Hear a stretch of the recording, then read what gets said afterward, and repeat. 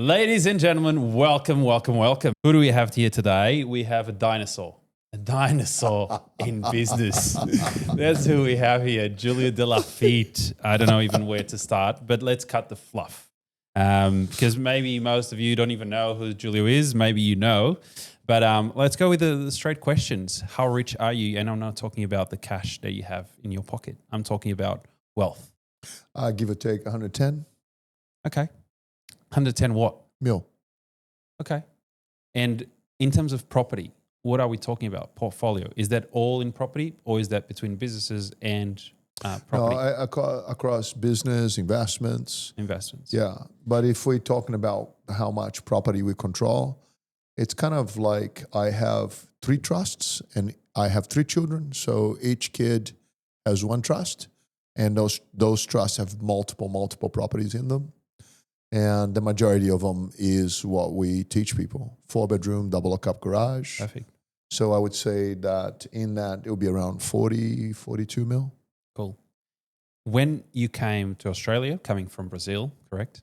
How much money you had? And how old were you? I was just about to be 20, and I had $2,000. That's good. Back in the day, that's not bad. It's already. No, it would be like that's already a start. Yeah. So if you put in today's dollars, maybe I had 15,000. 15,000, which is good. So I arrived in Australia today, give or take. I can disclose already. I arrived in Australia in 2018 with $3,000. Right. So that's yes. And I bought a car for $1,000. Yes. That's beginnings of the journeys in a foreign country. But we have one thing in common is that we really love this country, and it gives us opportunities that are special. So I'd like you to explore a little bit more of what Australia gave you. Yes. Now, born in Brazil, forged in Australia. And there's some qualifications and some distinctions that I think the last 20 years changed a lot. So I would say that when you sit with somebody and you say, how much wealth have you got? There's a difference between access and a difference because the real rich person now wants to control the wealth but not own the wealth. So I think that distinction for anyone watching this, there is wealth as middle class and then there's wealth as leverage, right? So this entire game called houses that buy houses and houses that buy everything else, which we call JDL. That is our philosophy, right? So we call it the chain reaction forever.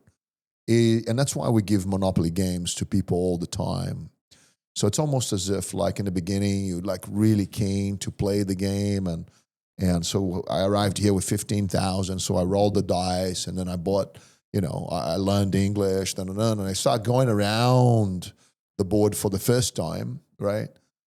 But brother, what actually happens is come to a point where things start to become more succinct. You start to understand what life really is, where you really position from effectiveness. So what I want to say to you is this. I actually own very little, right, personally. I don't care for showing off anymore. I control some significant wealth. Came to Australia, $3,000, started working. Saved a little bit with my wife. First deposit. I knew I was a buyer's agent already. So I knew that the market on the coast was still pretty good.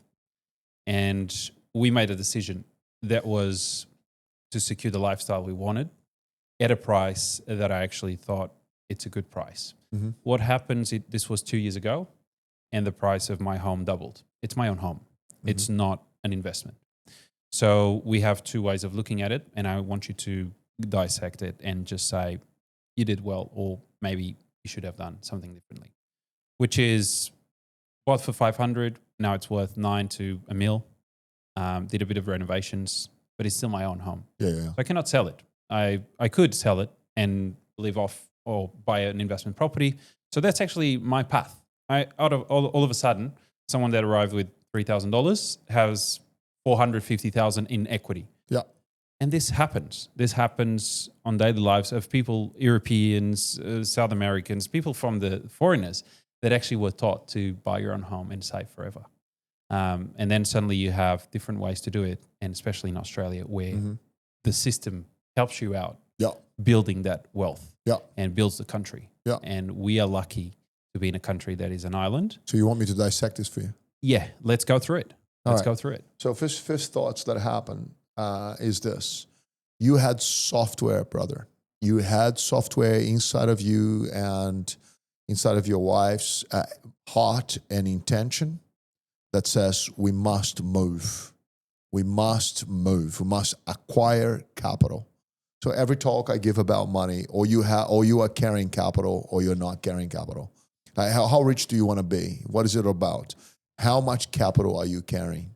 So then you start looking at what was possible for you. But the truth is, you can't buy a house with $3,000. So when you make a statement that says, I bought a house, mate, I can tell right now, there were hours and hours and hours worth of work and determination for you and your wife to put the deposit for that house together. Correct. Right? So, and people sometimes don't hear it. So if people, and you call me dinosaur, I love it. I'm a dinosaur that puts on a lot of moisturizer, right? So, exactly. But fundamentals are fundamentals. I understand technology is coming and we get all sorts of other conversations taking place. But the truth is, if you're lazy, then things won't go as well as if you're not lazy. Right. So the fact that you said you arrived with 3,000 and you bought a house for 500, I'm sitting here and you didn't disclose, we didn't discuss this too much. If you went in with a 10% deposit, 20% deposit. We put down 50. We put down 50. So in 4 years of work, that's what we save. So here's the game. You paid the game of I'm putting money aside to work for me. So that is stage one. But unfortunately, so many people, they live for the now only. They match their income to their expenses. You didn't do that. So the moment in which you had some money aside, the truth is you built an army, you built capital to work for you. The distinction here is, I work for money or money works for me. And I got to take my hat to you and anyone watching this. That really is what the game is. If you're watching this right now, the question I can say to you is, how rich are you right now? And I can ask in time, right? If you stop working right now, how long would you last? How much capital have you got? I think till lunch. It's now midday. No. So the point being is, first point of call is start saving that money. Have the discipline to put money away. Now, the moment you have cash, then you can leverage, and that's what happens. So you put a deposit down, and so there are the costs to play in the game. Stamp duty, solicitor's fees, cancel rates, insurance is the cost to play. But the point is you went to play. Now, the moment you bought that house, you bought an asset. And now we're going to deviate into two paths now, okay? And depends, again, on understanding and also how keen you are to be rich. I stumble in this path by chance, by luck or blessing. I personally believe I was blessed. There's somebody upstairs that really likes me. Because just to understand and make it clear, when was your first property? Okay, so 2 years after arriving in Australia. I did exactly what you did. Yeah. So I worked 2 jobs. I lived on the income of my wife, my ex-wife, and I worked, man. And every opportunity I had to buy something for $1 and sell it for $2, I did. So not only I was working, but getting myself into buying cheaper, selling, like getting that first deposit. However, last moment, we were about to move into the house and be my house, okay? We met another couple, and we really got on, like extremely well, the 4 of us. And so we together, we rented a much nicer house, right? And so they lived in one end of the house, we lived on the other, and there's plenty of privacy. But the house had a swimming pool. So we went and rented together. So I rented my house out. Little did I know that financially, and that's what we teach in a book called The Third Path, because the numbers don't lie. It's nothing to do with emotions, right?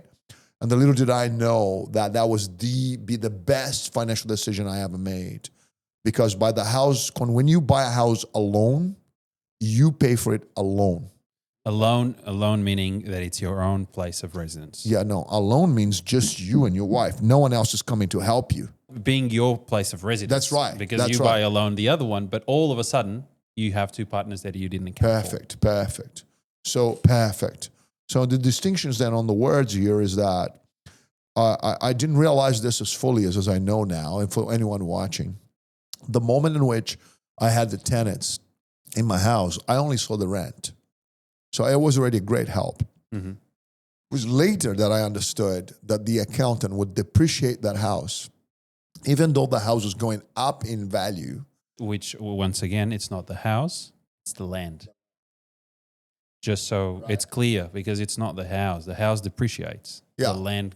So this is when we start getting to the details and how people actually hear it. Mm-hmm. But the point is, the house generated the income. The land is going up in value. I held the asset where I had the first partner. When I understood that the rules were different for a property investment, right? I had something else going called momentum.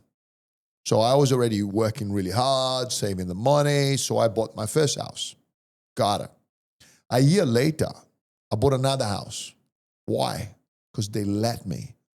Oh, little immigrant, can't speak English. Your English is getting a bit better. And this is the beauty, and I teach people this all the time. Access to money in this country is insane compared to all other countries. Mm-hmm. And people complain. It is so good, but in comparison to other places, right? Usually, until you don't know, you don't know. That's exactly and right. Basically, you didn't live elsewhere to understand that this is really good. This is really good. So momentum happened where I didn't move into the house. So I rent the other house out, started getting the rent. I did not know the ATO was going to come to play. I did not know that, Diogo. And then, because I had momentum, I kept saving my two incomes and parking all against his house. And that house grew up in value a little. Mm-hmm. And plus all the money I was saving again, within a year, I could move again. So I did. I moved again, right? After I had two houses, somebody said to me, have you lodged your tax return? It was upon this moment that I understood that the government's going to give me some money back because the properties were investment properties. Mm-hmm. It was already too good to be true. Australia was already. So once I remember sitting with the accountant and realizing that moment and going, oh, can't be true. Like I'm going to get all this money back. And when I lodged my first tax return in Australia, 6 weeks later, I should have kept the check because it wasn't electronic. I got a check. Yeah. I got a check for $3,000. It was so much money to young Julio. Yeah. So much money. Like, whoa. Out of nowhere. When I did not know what to do with that money, I thought about buying a new motorcycle. I did. And then I put against the debt in the first house. Brother, I have been getting those checks ever since. I never stopped getting the checks. Just the checks got bigger and bigger because what happens is momentum is a force. So I had the first house, then I had the second house, and I got fascinated by the idea that if I perhaps had the third property investment, I was not going to pay any tax. Why? Because I had my two incomes plus my wife incomes, but my accountant had two properties already to deduct against my two incomes. So I kept thinking, will a third property do it? Will the fourth property do it? Where we have our incomes, right? And something mystical, magical, wonderful start taking place. Because now I had two incomes for me, one income from my wife, plus the income on the first property, plus the income on the second property. Get this, plus the money from the ATO. And we are parking against the debt on the first property. Like full on committed in paying that house. But I was now having help all around because I wasn't focused in paying the debt on the second house or the third house. Mm-hmm. And we did not let go. I kept having two jobs and then we were, and then man, after the recession comes the boom, after the boom comes the recession, after the recession comes the boom. So what actually happened is I arrived in Australia in the middle, not in the middle, but almost the end of a recession. And then the properties start to go up in value. That's when everyone is saying, you remember in the 90s when the interest rates were at 20%? Yeah. So 17, 19%? Yes. And everybody was crazy. Everybody's scared, right? That's when I arrived. Mm. But in comparison to Brazil, it was still paradise, right? Yeah. So, and here comes the beauty of understanding this as a game. So when I went for my third property, I realized that would take me a long, long time to put a deposit together for my third house. Why? Because my two incomes plus the rent and all of that stuff, I still have two mortgages now. I still have this. So above all of that, it would take me 2 years because I bought one house 1 year and the next house. And now I'm going to have to wait 2 years, maybe 3, to have 20% deposit for a market that is rising. Mm-hmm. So if I can buy the house right now for 60,000, by the end of the 2 years, it'll be 76,000 or 80,000, right? Yeah. You need to save at that level. You need to save with corresponding to that growth. That's exactly right. Yeah. So then I understood something, how good Australia is this. And when you don't have a game plan and you don't understand, then you make decisions within a limitation of that understanding. That's why sitting here with you and whoever's watching is please notice that I noticed that there was this thing called a mortgage insurance. Hey, hold on a second. How does it work? Well, you could try to say to the bank, hey, I have 10%. 10%, the bank says you're a high risk now, but you pay a fee to ensure the bank that if you do not pay, the insurance will kick in. I said, no way. And they go, yeah.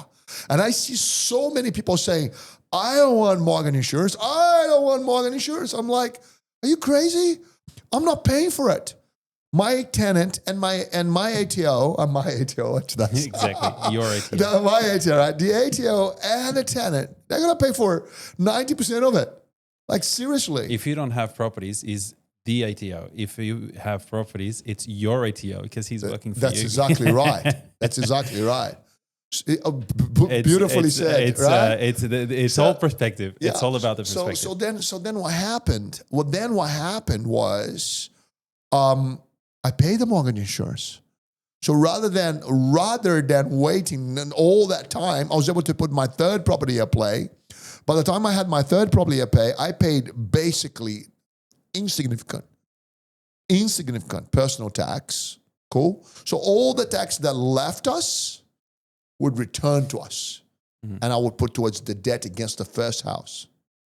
Brother, I paid that house off in no time. Let's just say it took me 5 years.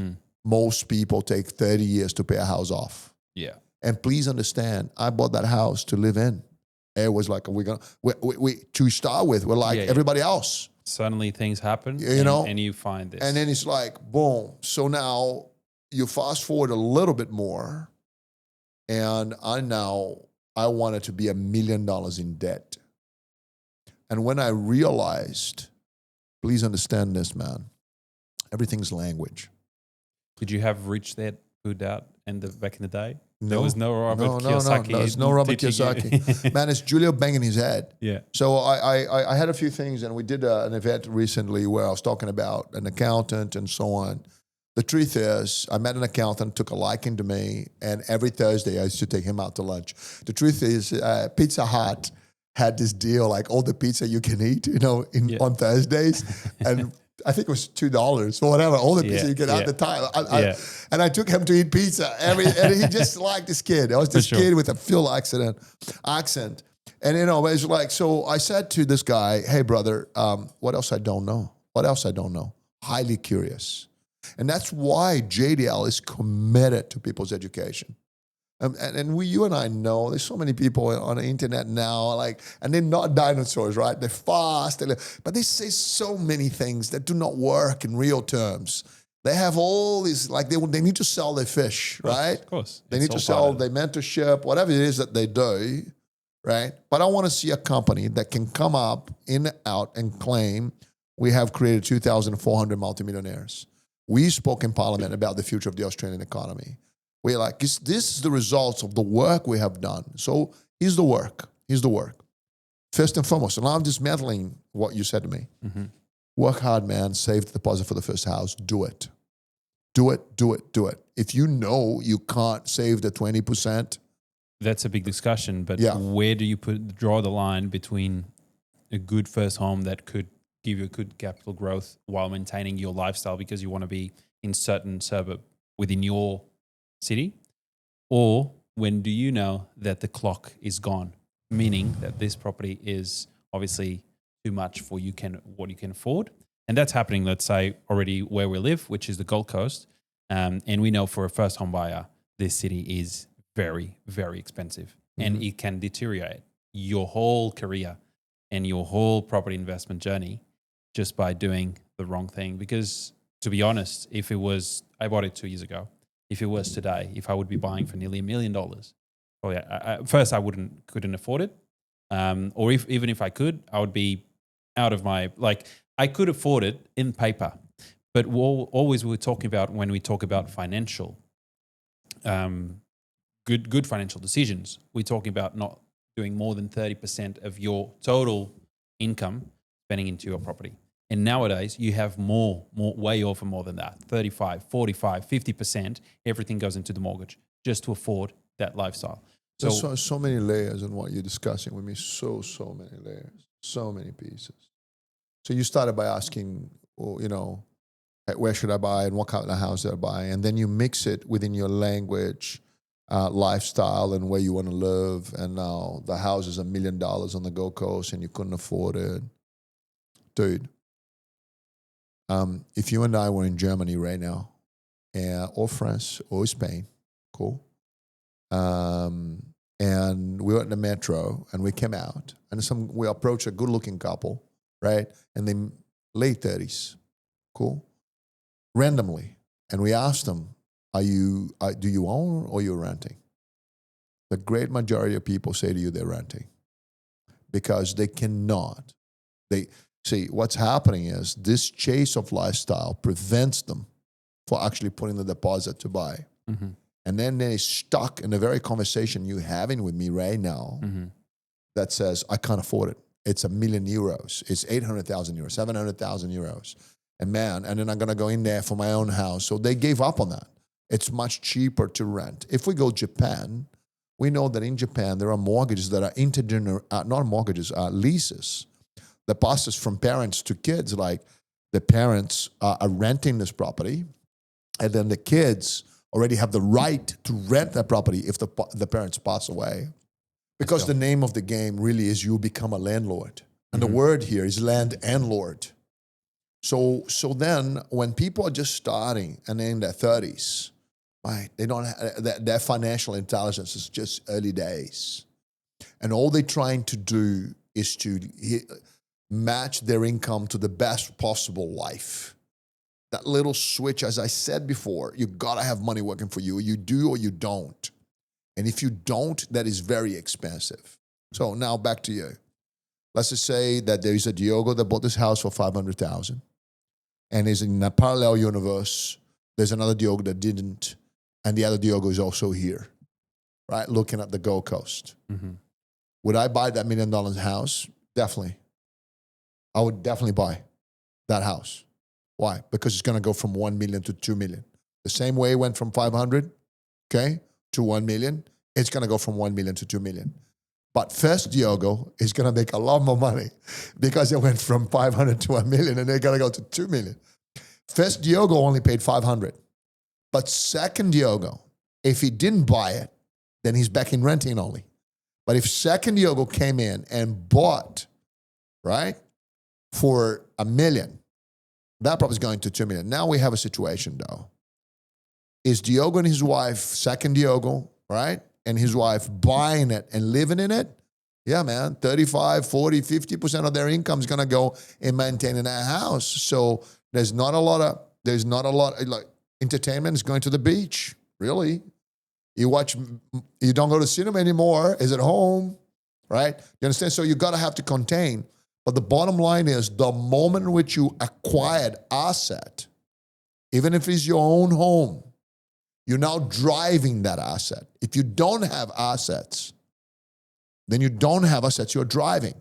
That is kind of, what have you got underneath you, right? So that's why we say to people, now, if a house on the Gold Coast is $1 million, and this is the thing I want people to notice right now, where in Australia can I buy a 4-bedroom, double-cup garage house, right, below $900,000? And get this, that city, that location, in real terms, have population growth. The city in itself is developing. Now, the entire island, man, you can't go wrong in Australia. Like, some things may take longer than other things, but we're living on an island that is going to go from 25 million to 36 million people. Cool? All right. So, but then you see, for his young new Diogo coming in, I would say to him, brother, rather than you buy this one house now on the Gold Coast for $1 million for you to live in, I'll tell you what, go and rent it. Excuse me? You heard me. Go next door, same suburb, you know the suburb you want to live?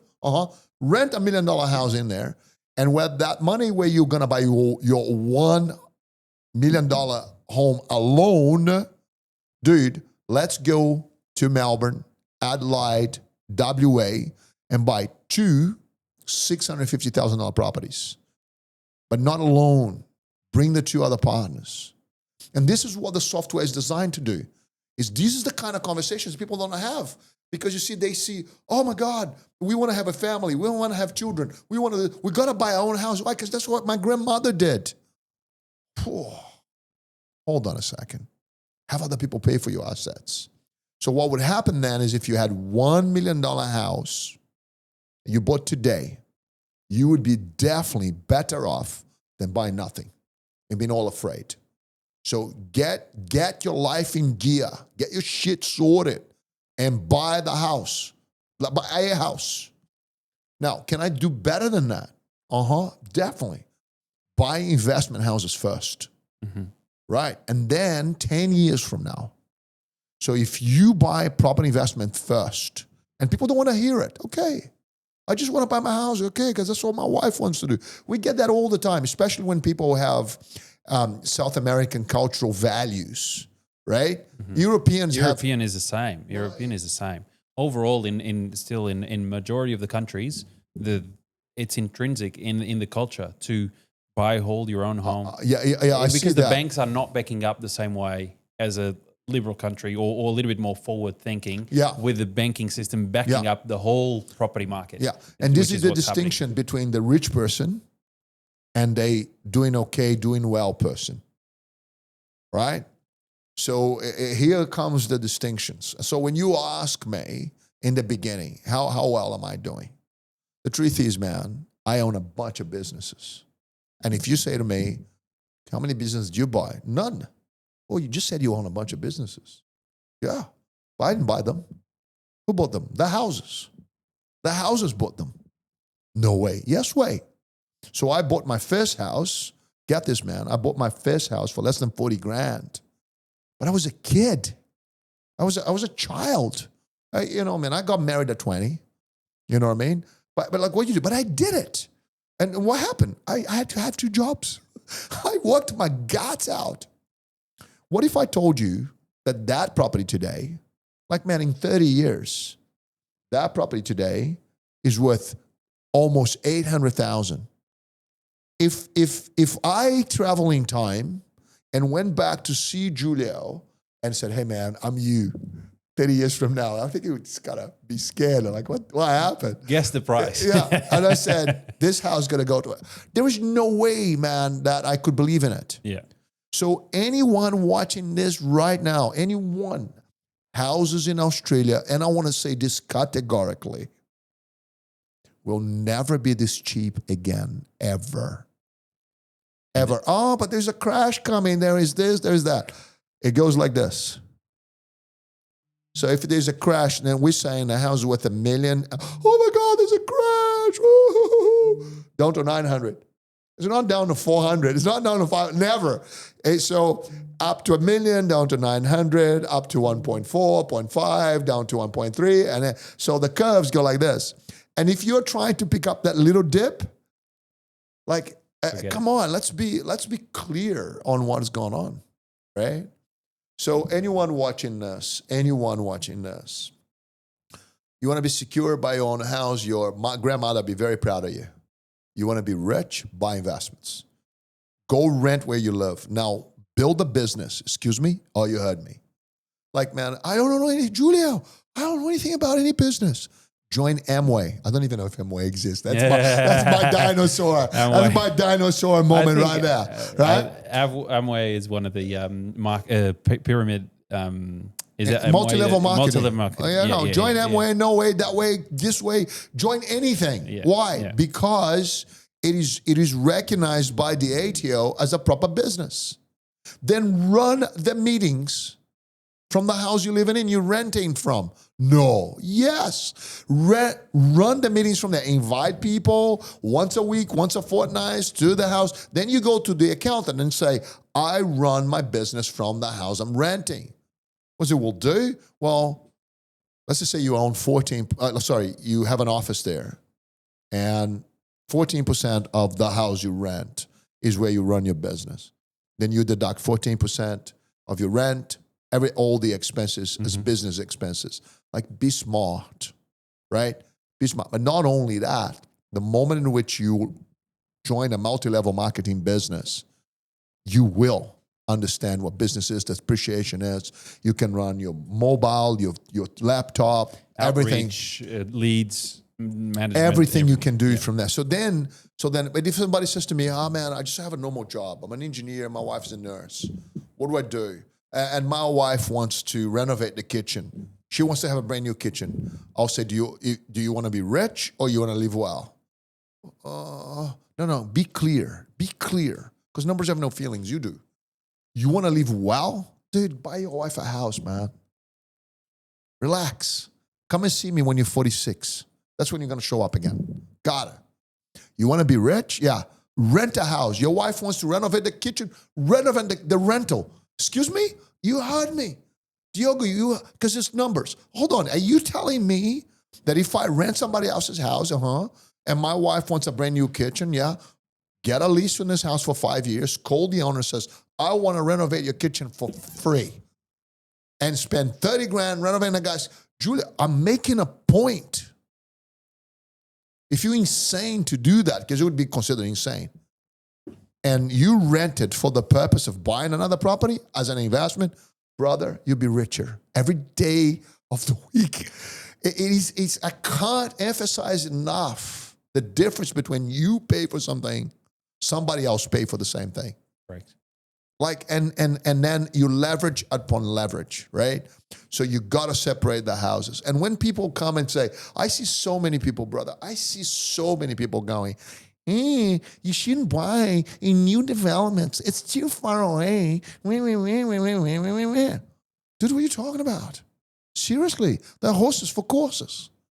There are horses for courses. So you have $1 million to invest? Yeah, let's go. Let's buy something here. Like right here. Do you want a money printing machine? Buy Main Beach. Just buy Main Beach. Forget about it. Just come here today, buy an apartment in Main Beach, and go home. Whatever home is for you, forget it. That apartment in Main Beach will print for you $50,000 to $100,000 every year like clockwork. Worst case scenario, 50 grand. Best case scenario, 200. Right? Right. But how much is an apartment in Main Beach? How much to buy a 2-bedroom apartment there? $1 million. Two.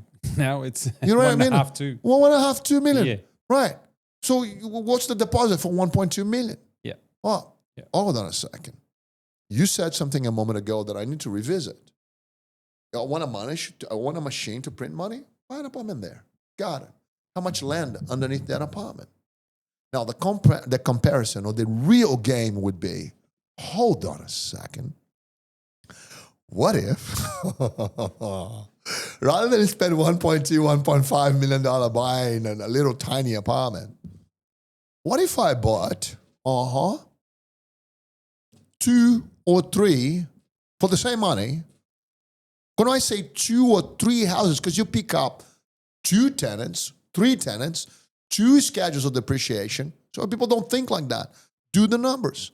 And buy in Whoop Whoop. Well, where is Whoop Whoop? Get into Melbourne, go around the ring road in Melbourne, and drive half an hour away from the sound there. Because when Victoria put that ring road around, the internet was already here. Man, that was a step into the future. Because the truth is, the world's getting decentralized more and more and more. So if you were to buy in new states, brand new states, it will be the cheapest. And then people are going to come to you and say, no, there's no capital growth in here. But you bought a $600,000, $650,000, 4-bedroom. All the new families will come in and compete. And you have 3 of them. You have 3 of them.